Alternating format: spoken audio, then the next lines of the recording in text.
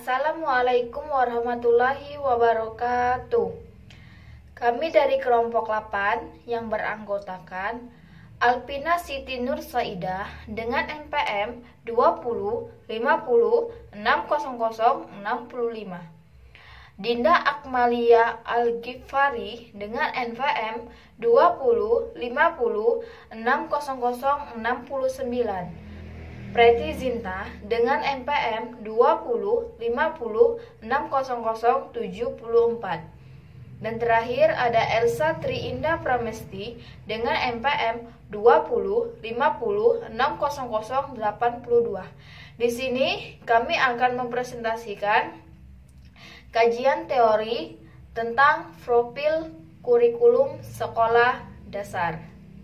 Baiklah, di sini saya akan menjelaskan pengertian kurikulum. Menurut Muhaimin 2003 182,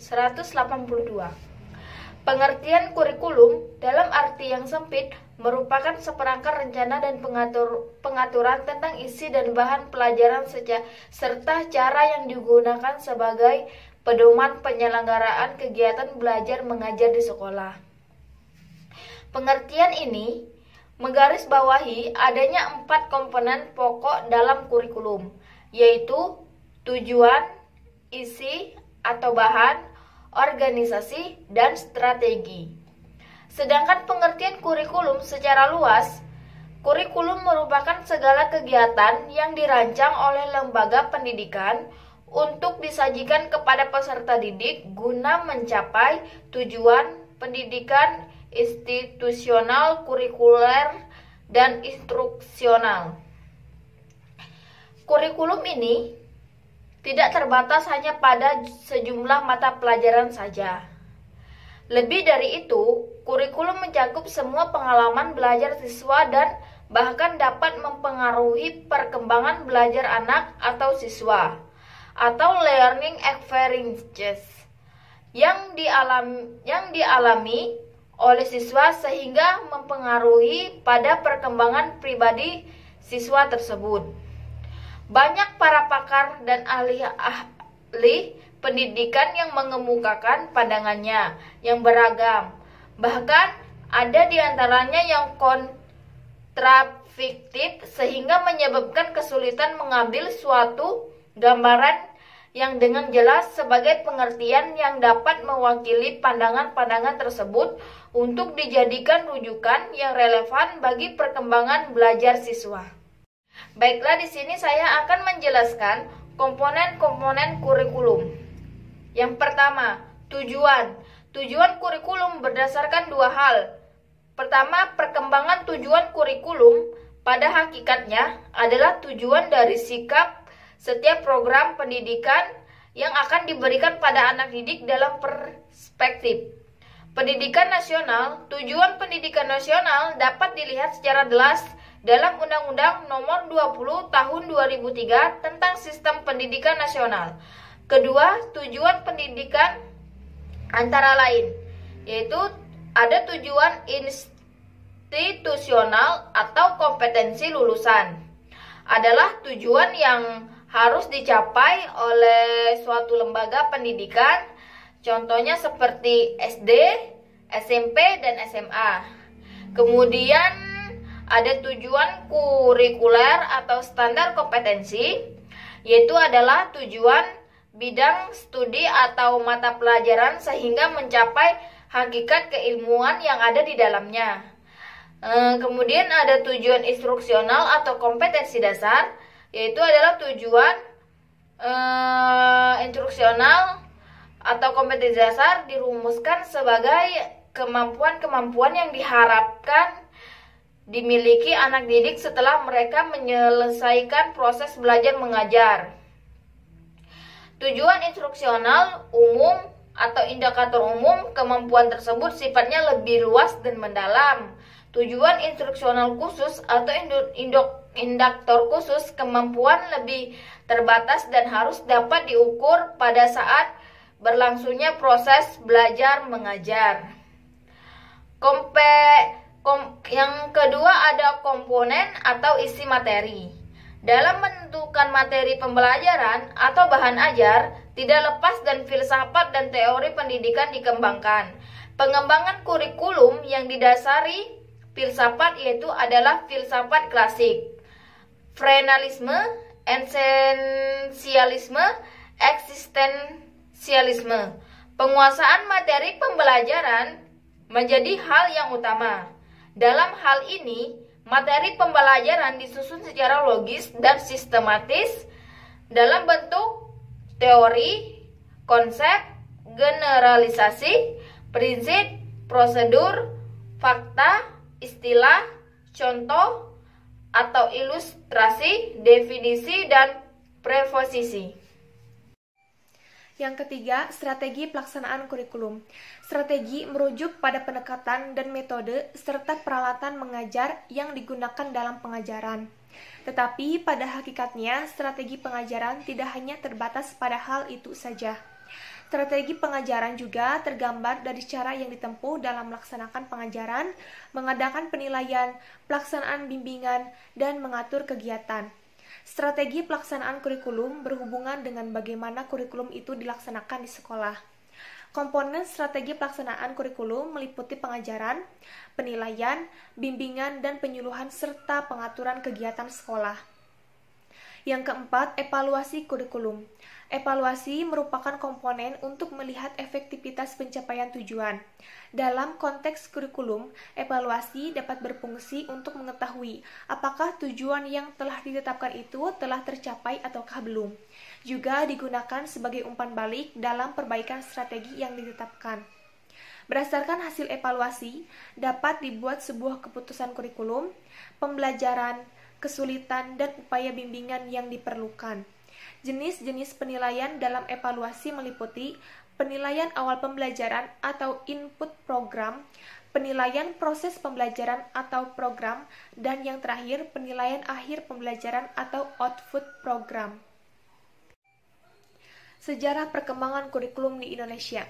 Setelah Indonesia merdeka pada tahun 1945, kurikulum di Indonesia telah mengalami 9 kali perubahan, yaitu diantaranya yang pertama, kurikulum 1947, Rencana Pelajaran 1947. Pada masa kemerdekaan, muncul kurikulum yang bernama Kurikulum 1947. Istilah yang digunakan dalam bahasa Belanda disebut Leerplan, artinya rencana pelajaran. Dan istilah kurikulum dalam bahasa Inggris kurang familiar di kalangan masyarakat. Bersifat politisi adalah ciri pada kurikulum ini. Karena dari awalnya berkiblat pada pendidikan Belanda yang dirubah untuk kepentingan nasional. Dapat dipahami bahwa sistem pendidikan kolonial dikenal dengan sistem yang sangat diskriminatif. Sekolah-sekolah dibangun dengan membedakan layanan pendidikan bagi anak-anak Belanda, anak-anak timur asing, dan anak-anak pribumi. Golongan pribumi dibagi menjadi golongan strata sosial bawah dan priai. Pelaksanaan kurikulum 1947 tidak menekankan pada aspek kognitif namun hanya mengutamakan pendidikan karakter seperti membangun rasa nasionalisme. Struktur program dalam kurikulum ini dibagi menjadi dua bagian, yaitu struktur program menggunakan bahasa daerah dan bahasa Indonesia, dan struktur mata pelajaran pada kurikulum ini bersifat terpisah-pisah atau dalam konteks kurikulum disebut dengan separated curriculum. Yang kedua, kurikulum 1952. Rencana Pelajaran Terurai 1952. Pada tahun 1952, dilakukan perbaikan pada kurikulum di Indonesia yang kemudian dikenal dengan kurikulum 1952. Kurikulum ini lebih memerinci setiap mata pelajaran yang kemudian diberi nama Rencana Pelajaran Terurai 1952 dan belum menggunakan istilah kurikulum. Kerangka pada kurikulum ini relatif sama dengan kurikulum 1947. Namun demikian, sistem pendidikan nasional sudah menjadi tujuan kurikulum ini. Undang-Undang Nomor 4 Tahun 1950 tentang dasar-dasar pendidikan dan pengajaran di sekolah mempengaruhi munculnya kurikulum ini. Dalam konteks kurikulum ini, mata pelajaran diklasifikasikan dalam 5 kelompok bidang studi. Yang pertama moral, kedua kecerdasan, ketiga emosionalistik atau artistik, yang keempat keterampilan, dan yang kelima jasmani. 3. Kurikulum 1964. Rencana Pendidikan 1964.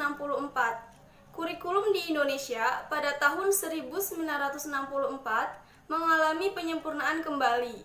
Konsep pembelajaran aktif, kreatif, dan produktif menjadi isu-isu yang dikembangkan pada Rencana Pendidikan 1964.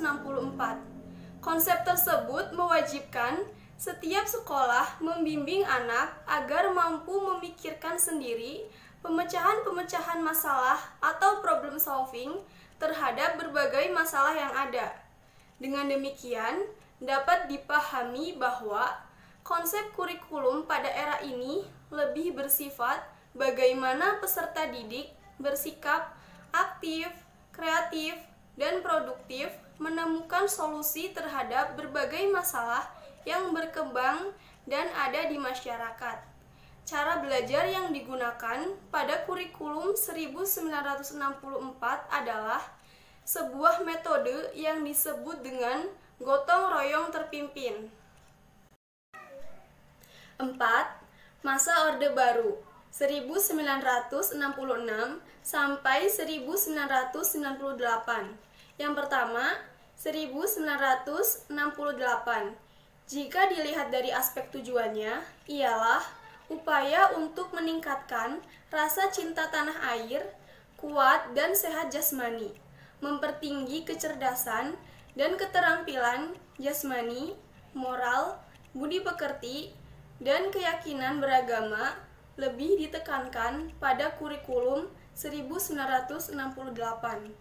Kurikulum 1968 identik dengan muatan mata pelajaran teoritis, tidak berkaitan dengan ketentuan objektif di lapangan atau kehidupan nyata.